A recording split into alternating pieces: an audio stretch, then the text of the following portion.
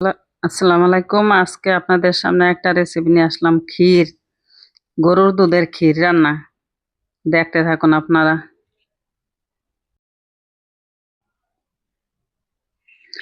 হ্যাঁ, গরুর দুধ দিয়ে দিলাম। 3 লিটার দুধ নিছি। 3 লিটার দুধ ক্ষীরের জন্য নিলাম।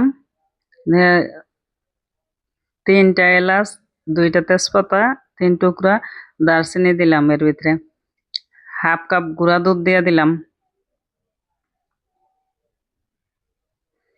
হ্যাঁ, ½ কাপ গুঁড়ো দুধ দিয়ে দিছি। 1 কাপ পানি দিলাম। 1 কাপ পানি দিয়ে দুধটা ভালো করে বলক আসবে। বলক আসার পরে নাড়াচাড়া দিয়ে দুধটাকে একটু ঘন করে পরে চাল দেব। দিয়ে দিলাম চাল, পোলার চাল, চিনি গুঁড়া পোলার চাল দিলাম। চিনি গুঁড়া পোলার চাল নিয়েছি এখানে আমি 2 কাপ। 2 কাপ চাল দিয়ে দিলাম। খুব সুস্বাদু হবে ক্ষীরটা। আপনারা এভাবে রান্না করে খেয়ে দেখবেন। আর আমার রেসিপিটা যদি ভালো লাগে তাহলে আমাদের পাশে থাকবেন। আমার দুধটা নাড়াচাড়া দিয়ে এবার চালটা সেদ্ধ হইলে তারপরে অন্য কিছু দেব।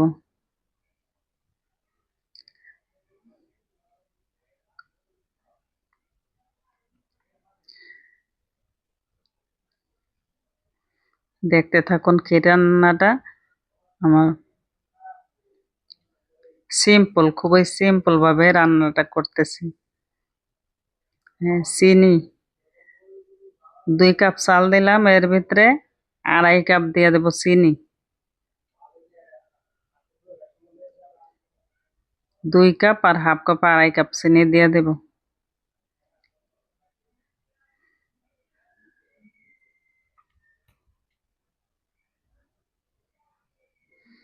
এবার ক্ষীরটা একটু নাড়াচাড়া করে রান্না করে নেব। ক্ষীরটা ঘন হয়ে গেছে। এবারে এর ভিতরে কিছু বাদাম দিয়ে দেব। কাঠবাদাম, কাঠবাদাম কুচি করে কেটে নিয়েছি, এখন ক্ষীরে দিয়ে দেব।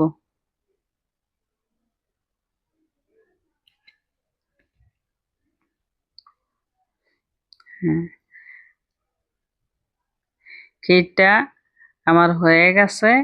এখন নামায় নেব। আপনারা দেখতে থাকুন। এভাবে রান্না করে খেয়ে দেখবেন, অনেক স্বাদের ক্ষীর। এখানেই শেষ হয়ে যাবে ভিডিওটা। রাখছি। আল্লাহ হাফেজ। সবাই ভালো থাকবেন, সুস্থ থাকবেন। সুস্বাস্থ্য কামনা করে এখানেই রাখছি। আসসালামু আলাইকুম।